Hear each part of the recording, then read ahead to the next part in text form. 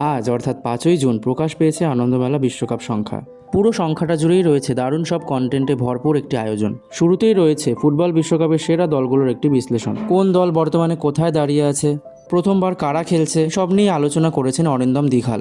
এর পরের লেখায় বিশ্বকাপের নবীন প্রতিভাদের নিয়ে আলোচনা করেছেন শুভজিৎ নন্দী। এরপর ফুটবলের ইতিহাস ও তার বিকাশ নিয়ে একটি খুব ইন্টারেস্টিং লেখা রয়েছে, লিখেছেন পৌলমী ঘোষ। কোন তারকাদের হতে পারে এটাই শেষ বিশ্বকাপ তাই নিয়ে আলোচনা করেছেন চন্দন রুদ্র। রয়েছে বিশ্বকাপ নিয়ে আলভিটো ডিকোনার একটি সাক্ষাৎকার।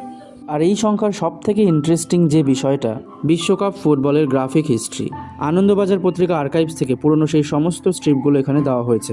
এই স্ট্রিপগুলো 1978 থেকে 1980 সালের মধ্যে আনন্দমেলায় ধারাবাহিকভাবে প্রকাশিত হতো। বিশ্বকাপ ফুটবল সচিত্র ধারা বিবরণী এই শীর্ষনামে। এছাড়াও পেয়ে যাবেন এবারের বিশ্বকাপের 16টি স্টেডিয়ামের বিবরণ।